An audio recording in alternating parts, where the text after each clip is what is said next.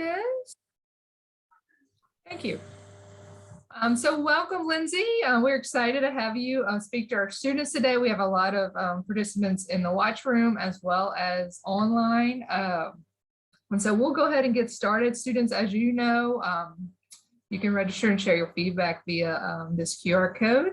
As we know, we're always looking for feedback and suggestions on how to improve our speaker series. And so just take a minute before you leave to provide that feedback. And again, I'm going to introduce myself. My name is Lindsey Kelly. I'm the Director of Alumni Relations and Career Development for the College of Agriculture. And we have Miss Lindsey Schultz. Is that how we say our last name? I meant to ask you before. It is. That special silent H in there kind of. We are very excited to have you on campus virtually today, and we couldn't do this presentation and this series without our support from Campus Federal. I know we have a representative there in the room with Miss Grant, and so Roxanne, are you there and you want to say a few words to our students before we get moving forward? I'd love to. Thank you so much. I'd like to say that Campus Federal is happy to partner with the LSU Agriculture Student Association to sponsor the College of Ag Alumni Speaker Series. This is a great opportunity for students to hear from alumni regarding their careers. So just like these alumni who want to make a difference in your life, so does Campus Federal. We were started in 1934, and we are a full-service financial institution with 2 locations here on campus, here in the Student Union and on South Quad Drive near the Energy Coast and Environment Building. We are committed to excellent member experiences with continual investments in our digital and physical presence. So you can visit us at campusfederal.org to learn more about our products and services, or to open an account, or to check out our extensive financial education resources. Just remember that Campus Federal strives to be a trusted financial partner for every stage of your life. Thank you so much for the opportunity, and good luck to everybody. Thank you.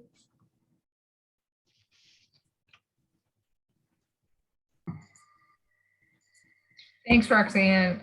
We always, appreciate the support from Campus Federal and all of our initiatives here in the College of Ag.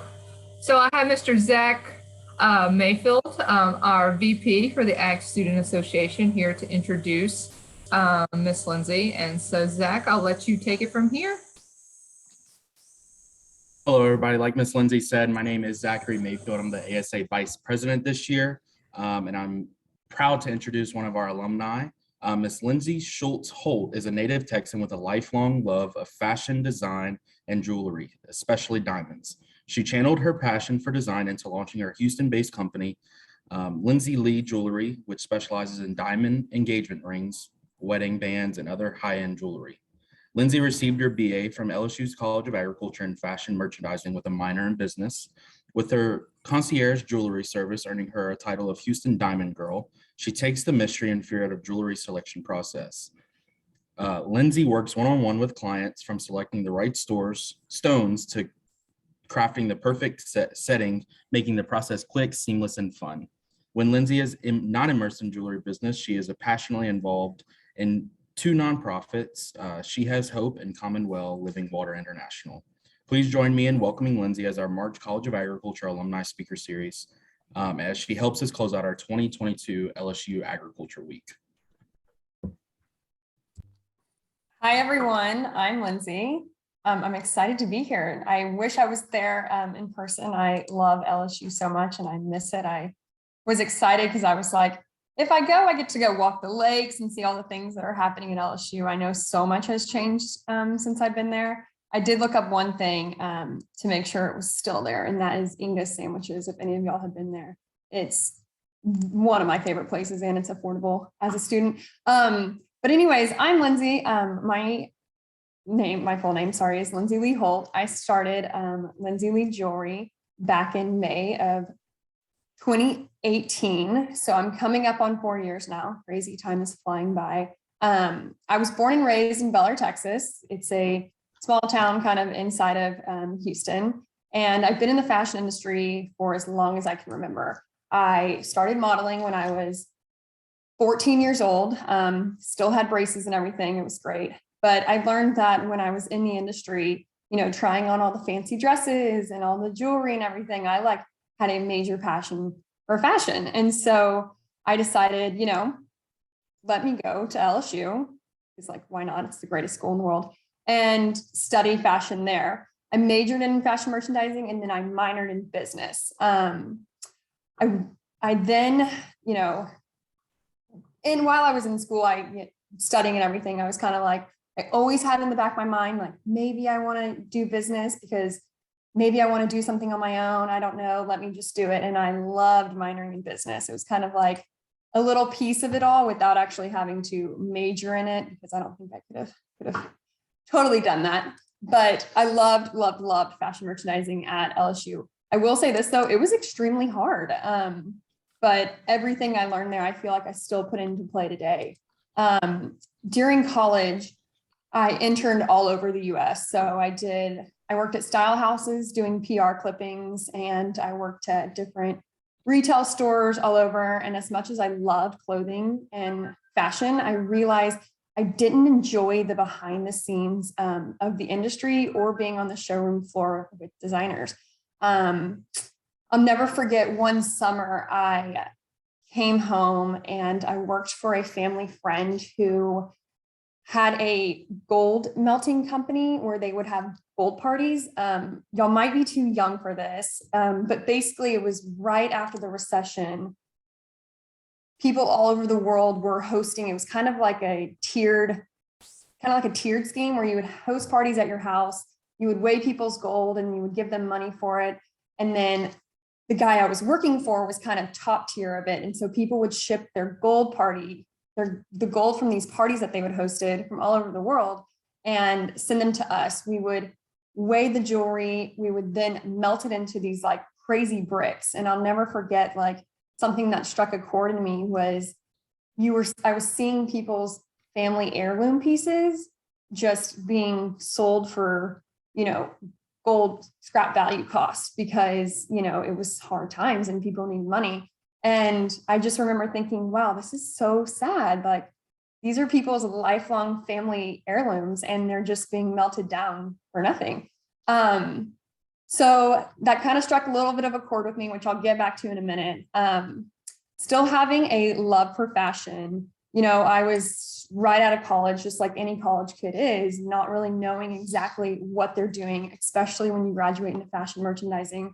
I had no clue what I was going to do. I was very lost. And so I decided to go backpacking through Thailand. And this was the time when flash tattoos had just come out. I don't know if anyone knows what flash tattoos are, but they are those temporary tattoos that you put on in their jewelry, and they were gold and silver, and like they were all the rage. You could not find them in stock anywhere. It was a craze. They started out of Austin. And so this one jewelry boutique in Houston had them. And I was like, let's get these flash tattoos so like we can look really cool on our backpacking trip through Thailand. And so I went to this jewelry store. I purchased the flash tattoos. We were in, and this jewelry store was like, hey, this Instagram was kind of new. Like, will you upload a photo and tag us on Instagram? And I was like, yeah, sure, whatever. So we get to Thailand and we're, hanging out and taking pics and start tagging them. Well, the jewelry store was probably looking at my photos thinking, this girl needs a job. So they DM'd me and they said, hey, do you have a job yet? We are looking for an assistant manager. And I was like, I don't. And I don't know what I'm going to do. So when I returned from Thailand, I went in there and I said, yeah, I can work here until I figure out what I'm going to do with my life, because I have no idea. So as long as you allow me to work here and still like submit my resume places and figure out what I'm doing, I will surely work here. Well, that was laughable, because within 6 months, I was fully managing the store. I was hiring employees. I was the lead buyer. I went to markets. I sourced all the newest designers, local trends, and I really found myself falling in love with the fine jewelry industry. So I worked there for 3 years. And then I was approached by another jeweler in Houston who solely does custom engagement rings, wedding bands, anything custom. They just really worked in diamonds and gemstones. And there was no like retail showroom or anything like that. And so I kind of left that side of the industry and decided to pursue my career in diamonds. And so I said goodbye to the retail world and put myself through GIA education school, long distance, which is Gemology Institute of America. And it's kind of like the powerhouse of, you know, diamonds and gemstones. So you go there if you want to learn the ins and the outs of all things diamonds. While working for this guy in Houston, I also learned the ins and the outs of custom jewelry and the whole manufacturing process, and how you start with a stone and you totally just build something from nothing with computerized imaging, 3D models, wax models, and then casting and polishing and clean casting and everything. And so it was fun because I got to build things with clients that they would kind of think of, and then it was like, wait, let's build off that and really think of something cool. And then it just came to life and it was really fun. And so you always exceeded your clients' expectations. And so it was something I really, really enjoyed.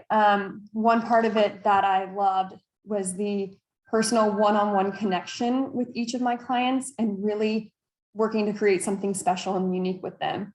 That I knew that they would love, because there really was no room for failure when you're creating something custom that has a 3D CAD image that you see every angle of it, and then a wax mold where you can touch and feel and try it on and kind of see what it's going to look like. So I loved that part of it. And I really discovered that jewelry making is a way to connect with others and bring opportunity to individuals that also too didn't really have jobs. So on the next slides, you'll see I used to go to Thailand previously before COVID. Nepal, and I would work with women there. I was on the board of a nonprofit called She Has Hope, and we would build jewelry for these women that were in this shelter, and it gave them resources to, you know, they were human trafficked, so they were put into this home. And so it gave them resources to be able to create something that they could then sell and then take back to their villages and sell and make and like, you know, create a, you know, sustainable life for themselves where they didn't have to be trafficked for money. So I really, really enjoyed that. And I'm not sure where the slide is, but you can see those photos. And it was something that really, I realized that you can do anything through jewelry. It kind of opens so many windows. And so I realized that it can make a direct impact on people's life. As a female too, in a male dominated industry, I felt that I could do myself a little bit better and I could do clients a little bit better by going out on my own. So after a year of working for this other jeweler, I decided I have nothing to lose. Let's start Lindsey Lee Jewelry. I could then have full control of the designing and purchasing process, and also treat my clients the way I wanted them to be treated. I wanted to also to kind of change the negative stereotypes of the jewelry purchasing process and give my clients more control over the designing process. So a lot of times when I would work for a bunch of men, they would tell me that like, oh, you can't do that. That's stupid. Why would anyone ever want that? Or like, that's too thin. That's too blah, blah, blah. And it was always like, oh, okay. You're right. And I never really got to fully indulge in a vision that was mine. I even started an Instagram account and was told like, you know, Instagram, that's silly. Why would you ever do that? That's a waste of your time. You taking photos is a waste of your time, blah, blah, blah, blah. Because they didn't really see the vision for the future. They just saw what was happening in everyday life. And so I was like, I know that there is more that I can do here. So Lindsey Lee Jewelry was created. During this transition, obviously, I then got engaged. I married my husband, and he was a huge role in all of this. He was kind of like my support system. He was the reason that, you know, he gave me the courage to go out on your own. You got this. There's literally nothing to lose. So we started out on my husband's 900 square foot duplex. So we lived on the bottom floor, if you see that picture. And I just had clients meet me there, all word of mouth or through Instagram. And you see, I started in the office. We totally transformed it. We kind of made it look a little on brand as much as we could do with a place that wasn't ours. And it was fun. We had a little neon sign that we would turn on and off that sat above the couch. That was kind of like, LOJ's open. Okay, LOJ's closed. And oh, there's me standing next to the neon sign. So it was fun. It was great. I then realized one day a client came in and I didn't know this client. I didn't know who they were. They weren't a recommendation. They just came to me straight through my website. So they were the first client that I was like, oh gosh, who are you? And it was a guy. And I was like, his email was really basic. And I was like, okay, maybe this is maybe I'm getting too big to be doing this out of my house. And he came in and he was so great. And he's one of my dearest clients. But to me, I had to tell my neighbors, like, make sure, keep walking by and I'll give you a thumbs up out my window to make sure I'm okay. And I realized then, like, I was getting bigger than my little 800 square foot home. So we decided to then sublease a little 500 square foot cubby hole that we absolutely loved and adored. It's right there, the little black place on Road Place. And that was my first location that clients would come to, and I would schedule appointments with them. And I had a desk, a couch, and one little case that had a couple pieces I had made. Other than that, that was it. And my safe. So it was super small, but I loved it. I was there for a year and a half. I hired my first 2 employees there. It was great. I then realized me and my first employee, we shared a desk the entire time she worked for me. So every time, a client would come in, she would get up, move to the couch. And so once we hired my second employee, and I realized, okay, we all can't share a desk because I deal with clients all day and y'all can't keep switching back and forth from the couch to my desk. We decided we needed to move again. And so we moved locations into a building that we bought across the street. That is my favorite thing ever. It's a 2,200 square foot old attorney's office that we totally transformed. We painted it, we redid the inside, made it all glass. And I realized if I'm going to completely build something that's on brand with me, I want to make sure it's a place that's inviting, it's warm, people want to come in and hang out. We can have events and parties, and, it's about my clients coming in, and, guys can come in and they can feel welcome, and girls can come in and shop with their friends, and we can host events every year. Like, we do this thing called Sparkle Market where we have all these vendors. We had like 16 vendors last year come in and hold booths, and it's a 2-day market, and it's just so fun. And so it's a place for me to have piercing parties, and we rent it out for private events. So now it's just kind of become a social scene. And I love that because it makes jewelry fun, especially for guys when they're doing engagement rings and they come in and they're like, whoa, that wasn't as bad as I thought it was going to be. Like, that was inviting, So that was the feedback I kind of wanted, and the atmosphere I wanted to create when I started this whole building. And that's, Lindsey Lee Jewelry headquarters now. And we love it. There are now 11 or 12 team members now. I can't keep up. We're hiring every day, I feel like. So there's a whole team here that's working out of this space, and it's fun. Everyone here is kind of like a little bit of a family. And so we've been here now for a year and a half, and it's crazy to think that, like, I'm coming up on my 4 years of starting Lindsey Lee Jewelry. We kind of have like 2 separate teams too. Now it's surpassed the vision that I even had when I first started it, because it's kind of just grown so crazily with Instagram and social media. And we have a division called the e-commerce division, which is also retail, and then the custom side. So the building's kind of split in half with those 2. And so you kind of come in, if you're doing custom, you go to that side, if you're doing retail, You go straight down the middle, and if you have anything from e-commerce, it's in the backside.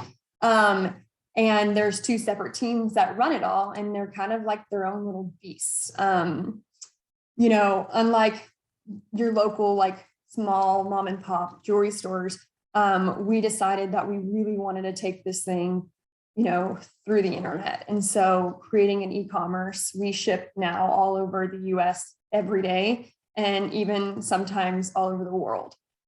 We've shipped to islands that we don't even know. And it's kind of fun looking them up, because it's like, wow, how did we even get there? And it's social media. It's wild. And so the influx of orders from that side of the business, we it's been a real learning curve to figure out, you know, quality control, shipping control, ordering and managing, and showroom management. And so it's been a big learning curve on that side, because I had never really been in the e-commerce world. I've always been in the retail and custom side. So getting into e-commerce was just like, it was kind of like my little baby, and I loved it. Now it kind of like self-funds itself and kind of like self-sustains itself and just keeps running all day, every day. You know, it's open 24 hours a day. So then we have kind of our custom side, which is the side that I work in and every day, and that's doing private clientele appointments. And this is like, when I worked for a previous jeweler, I kind of felt like I was placed in a little box, and I, you know, had to stick with their rules and their company guidelines and aesthetics. And that's where I really wanted to break the mold and make sure that LLJ was what my clients wanted and what I envisioned. And so I could now source like what I wanted to source and create what my clients wanted. And, you know, particularly like new gemstones or new styles and things that I was like, what if we did those two together? Would it work out? Like, I had the free will to do that. The options are truly limitless when it comes to custom, because you can build anything and everything. Speaking of which, we do a lot of heirloom pieces. So if you see in the photo of the earring with the rubies, those diamonds and rubies came from an old kind of like outdated grandma bangle. And so when I think about, you know, being in college, working for someone who took these heirloom pieces and just melted them down, you know, with the stones in it and created gold bricks, because that was their end of day result, was to just create bricks. Mine is now to just create new jewelry that my clients can wear and enjoy, and it be sentimental because it's still a part of, you know, their grandmother or their mother's piece. So it's fun to see. And then we also have, if you see the other photo of me talking with the guy, that's what I do every day. So I do custom engagement rings, and I work one-on-one with my clients, you know, sourcing stones for them based off what they want within budget, and trying to just maximize all aspects to get them what they want in their budget. And so, you know, he's holding the wax mold right now, looking at it. And at the end, that's me with the wax mold and then his completed ring. And so it's fun because he can make changes and say, hey, can we make this band a little thinner, or, you know, a little thicker, or make the prongs a little claw-like, or, you know, the options are again endless. And so it's fun. And so I enjoy meeting people all day, every day, getting to know people. I love, as I said, the big part of the business for me is interacting with my clients and, you know, knowing what, listening to them, seeing what they're wanting, and just seeing like, oh, okay, a lot of people have come and asked for, you know, birthstone stuff. Let's blow up this company and do tons of birthstone pieces. And so that is a huge part of our business, is custom birthstone pieces for when your child is delivered. And, you know, guys don't really see that as like a reason to give a gift, but, you know, we do. And so it's great. It's a huge part of my business now. While a majority of, you know, our clients are local, I do sit on a lot of Zoom calls and phone consultations because I have clients all over the nation that we do engagement rings for. And so that's just because of social media. I will say, I feel like one thing I've kind of built is a social media that is knowledgeable of what we're making and creating and kind of educates you, but also, you know, shows what goes on behind the scenes at LLJ with all the girls. It's what are we doing after hours? It's what are my weekends consist of? What do I do with my family? What do I do with my, like, where do my husband and I go out to dinner? And so it's very real. And so clients like love knowing, feeling like they know me. And so we kind of I connect with people all over. And so we continue to do jewelry for people all over. Social media, as crazy as it sounds, has really just kind of taken my business into a whole nother atmosphere that I didn't even think was feasible. I always just said, if I can do like 3 clients a week, I'll be good. Like, and now social media, it's like 3 clients an hour. It's insane how much we do over social media. And like I said, we post tons of private parties, and like ear piercing things are a huge thing we do. And so we host them at our space all the time. And so it allows, for people to come in and celebrate, 40th birthdays and get ear piercings. And, the moms are like, what are we doing? But this is fun. And so we're just opening the doors. We're trying to shake up the industry a little bit and, let people have fun with it. That being said, I feel like a lot of y'all may be thinking like, with a business, how did you have time for anything else? Was it as seamless as it sounds? The short answer is no.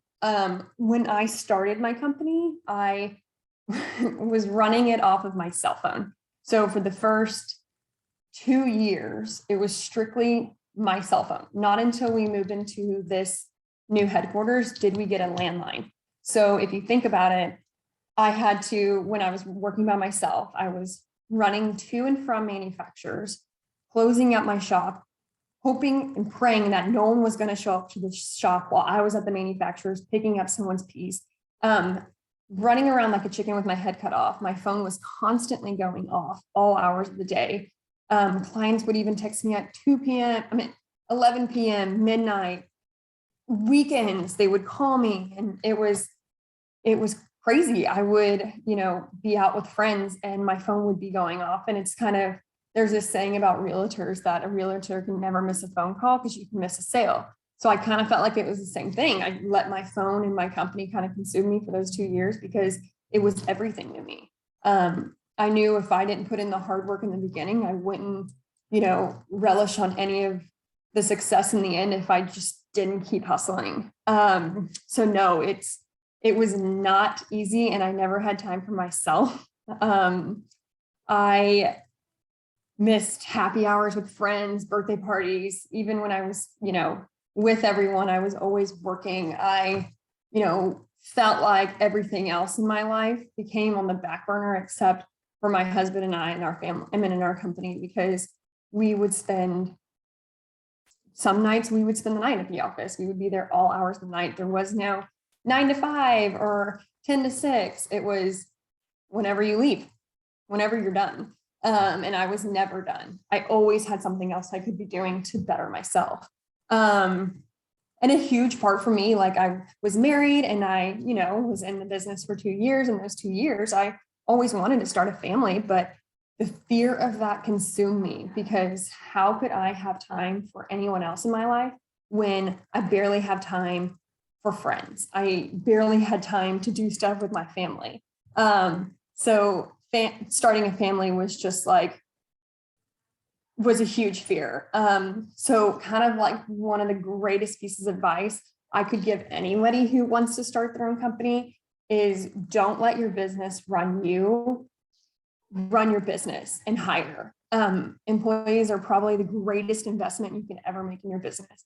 I'll never forget when I hired my first employee. Ellen, who's in the red dress right there, in the orange dress right there, I resented it. She actually hounded me and would call me and say, I've been watching you on social media. I know you need help.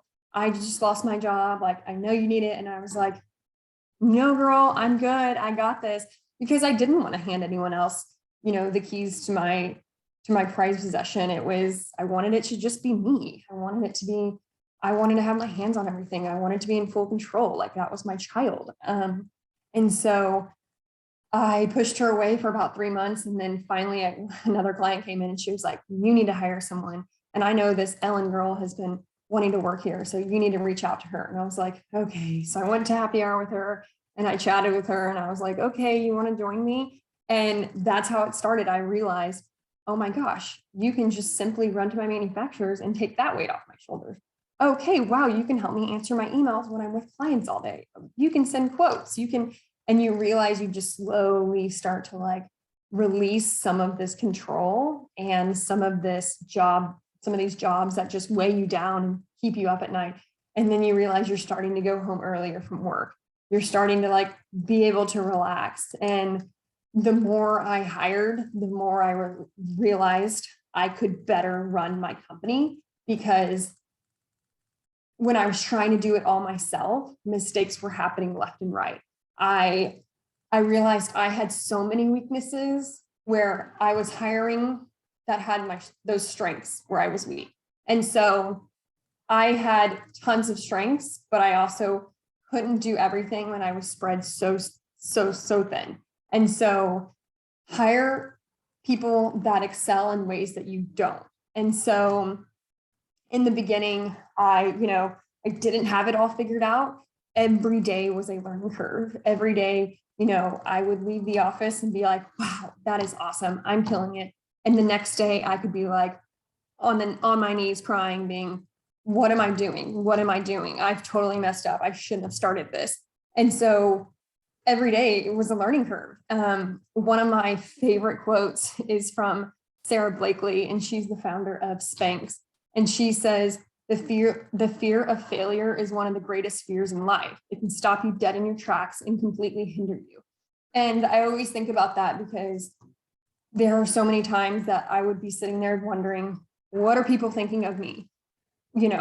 What's going to happen? What if I fail? What am I thinking of myself? Like, who do I think I am starting my own business at the time I was 27 years old? Like, I don't know enough about the world. What am I doing? And so fear could have stopped me so many times, but instead I kind of changed that mindset and allowed fear to ignite something in me that couldn't be stopped and couldn't be controlled.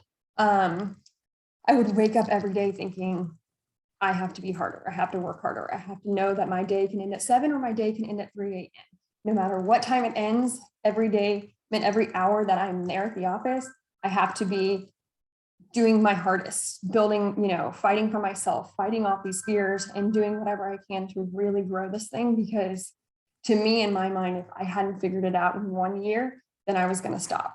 That was my timeline. If I didn't figure it out in 1 year, I was done. I would say, oh no. And I would give the excuse of, I just wasn't feeling it. I didn't want to work anymore. And like, that's what I had. And I knew in the back of my mind, I didn't want to feel that. And I didn't want to say those things out loud to people. So I had to do whatever it took to not be able to get to that place where I had to explain myself as to why I quote unquote failed. And so hiring my team, they help me conquer those fears on a daily basis, and they take off a huge workload for me. So best advice I can give is when you get to a point where, you need to hire someone, and also know that every day is, it's like every day is a different day. And so emotions, it's a roller coaster. You may be proud of yourself, you may hate yourself. But at the end of the day, just keep fighting for yourself, because good will come if you put in the work. And because of that philosophy, at the end of the day, I was able to start a family, depend more on my employees, and really expand LLJ and strive to have a work-life balance.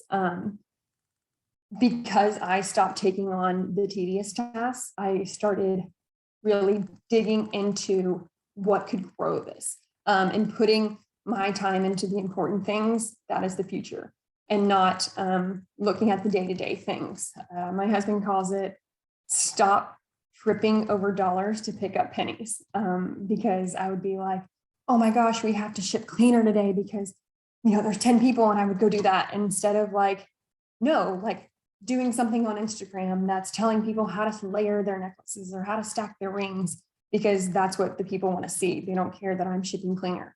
And so I think of that. I'm like, wait, stop trying to do the easy, tedious tasks and work on the hard ones that really make you work. And so, now I get to stop, watch LLJ grow, and I get to do it while my kid watches me, which is like the most exciting part ever. LLJ was kind of my first baby. And so now that I have my first child, Henry, it puts kind of everything back into perspective and forces me to stop and like kind of look at what we've built. At the end of the day too, I know that he is going to look at this and be like, damn, mom's badass, you know? So it's like, it's fun. And you can see him right there in his little LSU Tiger outfit that one of my clients gave him. So yeah, that's all about me. If y'all have any questions, let me know. I love that slide. I'm going to mute myself in case anyone has questions. And that's Henry, by the way. He's 15 months. His little crawfish outfit.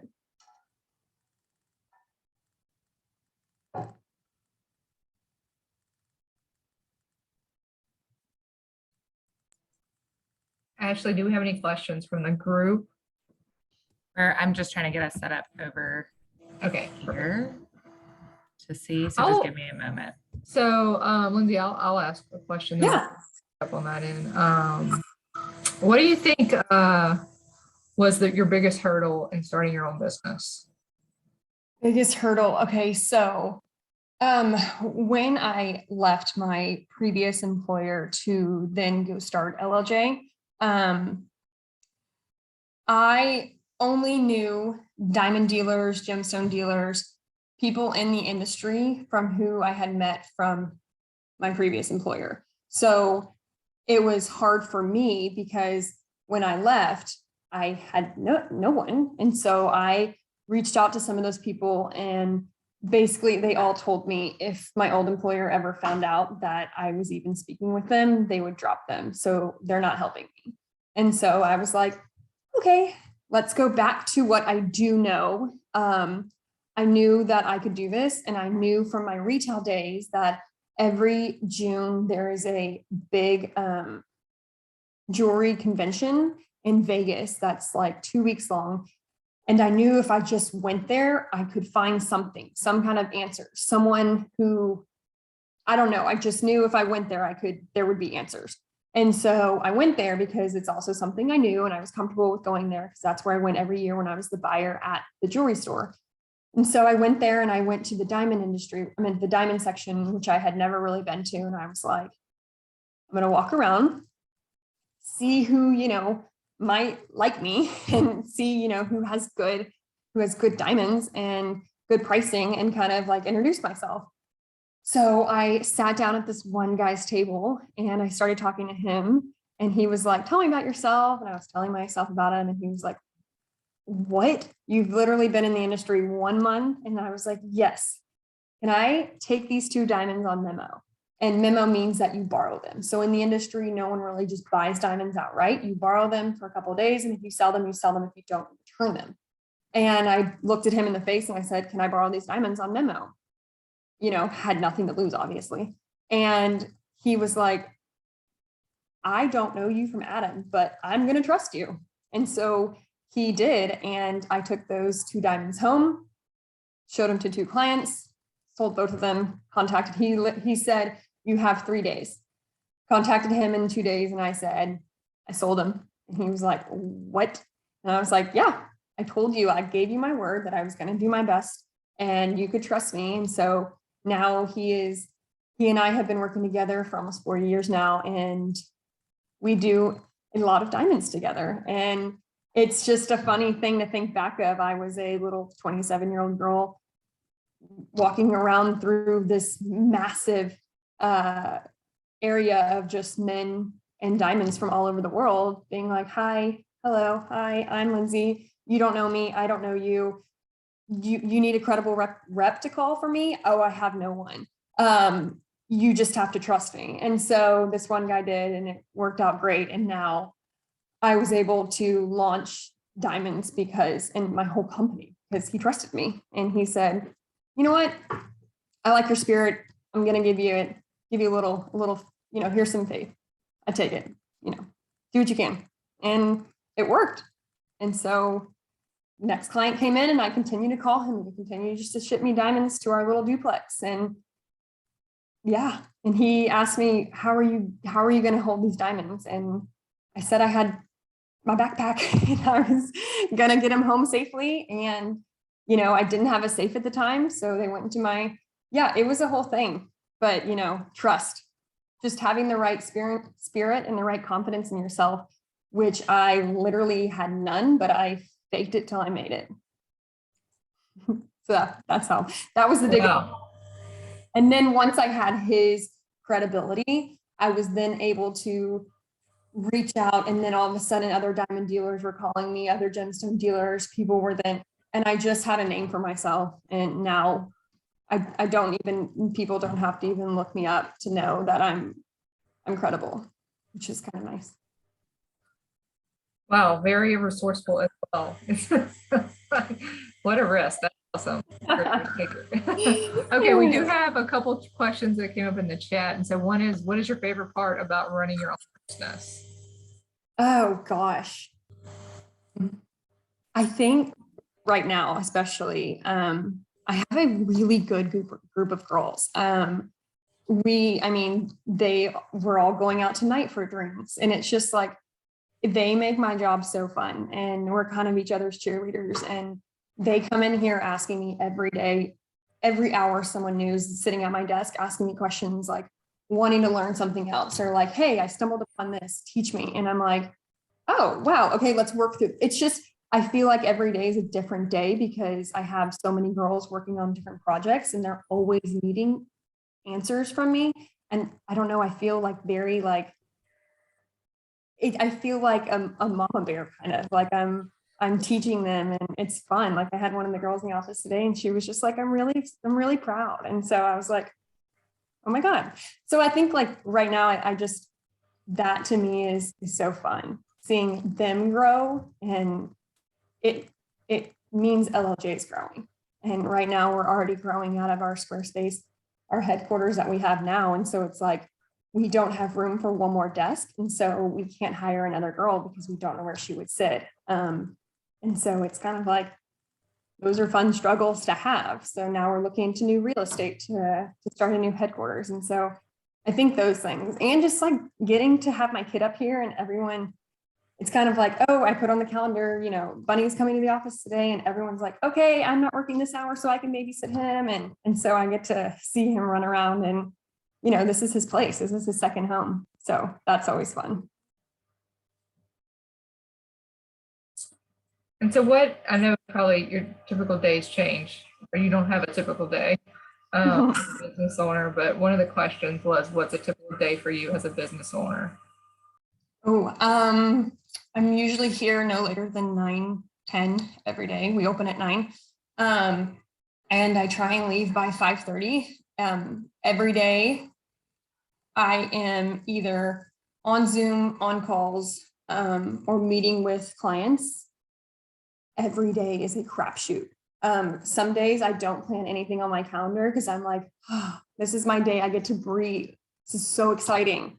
I like get to work on things that I've been needing to get to. And then all of a sudden, everyone else's jobs rain on me. And I realize my whole day is spent with helping everyone else. And I'm like, oh, I haven't even touched my jobs. And so honestly, no day is the same. We have clients that come in that, you know, can just tell you the wildest stories, and you're like, or the pieces that they're making, they have, you know, the craziest history on them. And then I just sit there and I've wasted an hour, not wasted, but like I've spent an hour sitting there talking to this random person that came in with this incredible jewelry. And I'm like in awe. And so every day is completely different day. Our office, if you've seen in the photos, are completely glass. And so everything is steel. And so steel and glass. And so you can see anything and everything that goes on in here. And so I look out and I see the showroom right now, and it's walking with tons of people. And so it's fun. I'm like, oh, I could hop outside and go talk to that lady because I know her from, you know, my previous place, you know. So it's like, it's fun. Every day is different. Some days I lock my door and I say, no one is allowed to even come near me for the next 2 hours. But do I ever leave and get to go do things during the day for myself? No, I'm always working. Always something to be done. I've got a question. So a lot of our students may not be in the mentality of like starting their own business yet, but maybe wanting to get started a lot like your team, like just kind of being a support person to an entrepreneur. So for those who are in that space, you mentioned you have an amazing team that really supports you well. What are some characteristics, qualities, or just like even little things that these like new graduates can do to be successful in that role? That is really good. I have two girls that are kind of fresh out of college. One's been here a year, but when I hired her, she was pretty fresh out of college. And then my second hire, we just hired 2 weeks ago. She graduated last summer. So she was out of college for a little while, and then she started working for me in January. I think because if you're on the custom side of things, you are constantly with people all day, every day, or you're on the phone with them, or you're sending emails. I give my employees such flexibility. I obviously overlook everything they do, but I have a lot of faith in them once I give them the guidelines and the training that they need. And I say, you know, like, if you have any questions, ask a million questions. Never be afraid to ask a question, but also have confidence in yourself. I remember being at that age and thinking like, you know, my confidence was minimal, but like, if you're coming, especially in working in a place like this and here, you have to have confidence because you're working with sometimes, I mean, the girls that are fresh out of college are working with people that are in their 60s and in their 70s. And, you know, they're working on this personal relationship with them that they really have to, one, have confidence and the maturity in their emails and in their conversations, and, you know, just have the ability to feel okay talking to people that are older than them, because all of our clients are probably going to be older. And so it's just, you know, if you don't know an answer, ask questions, never be afraid. I always tell the girls there's no dumb question. Even if you ask it 10 times, maybe the 10 times is a little too much, but like, you know, never stop asking and never make things up. And I think what I'm really big here is just be nice. You know, you can do the entire appointment completely wrong, but they didn't care because you were so friendly. Being so kind to people is they leave and they are like, wow, and it sticks to them. And they call me and they send me DMs on Instagram and they leave reviews and they are like really taken aback by how this person cared. And so the more you invest in other people too, if you're just sitting there listening to them and engaging in them and making it all about them and making them feel like they're the most important person in the world, people take that home and they don't forget it. And so I always tell the girls, this isn't about you. Like, it's about them. People want to be heard. They want to know that you're there for them. And so sometimes we have people that come in here that have gone through a really, really hard time. And, you know, this jewelry is the one thing they have left that they're clinging to. And so it's kind of like, you know, coddle that, like love into that, lean into that. And so you hear everything and you see everything that comes through. And I feel like your emotions have to be a big part of working here too. Maybe not a corporate job, but like here you have to have human empathy, but being professional.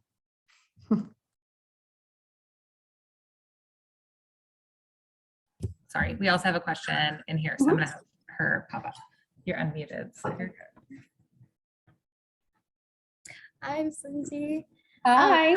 So you had mentioned that you have experience as an assistant manager. Now you're CEO running your own business. So do you have any advice for someone who's going to be stepping into a leadership role, whether that is management or as you are now a CEO, going into that?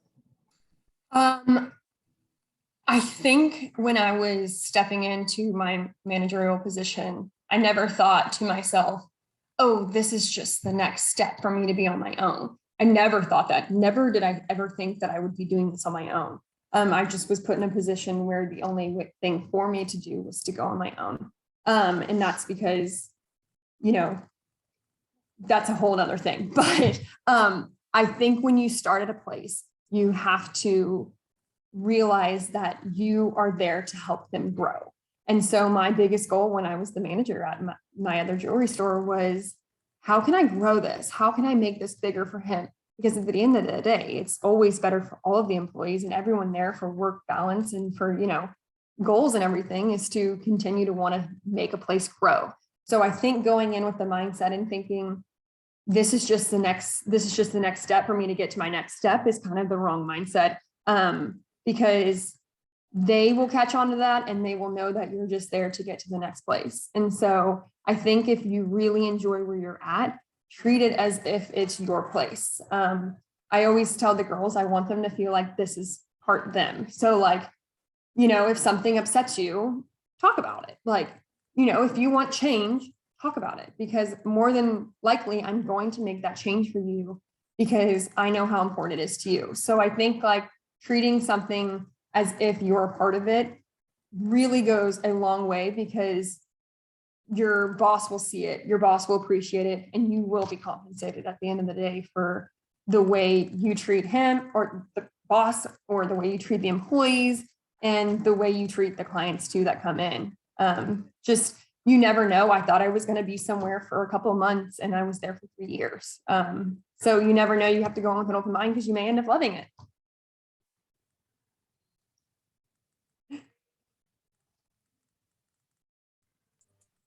Okay, do we have any other questions? I don't have a question, but I would just like to say, Lindsay, what a wonderful presentation. I thoroughly enjoyed it. And you did such a beautiful job of setting it up from the minute of graduation and your whole path.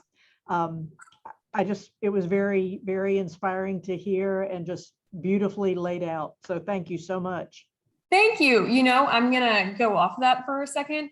I appreciate that, because public speaking is probably another big fear of mine, which I had to literally conquer yesterday and this morning, because at LSU, I only passed public speaking because I cried every day to my teacher. So if that teacher's still there, I love you so much. Thank you so much for passing me. It's not my strong point at all. So I really appreciate the kind words. Thank you.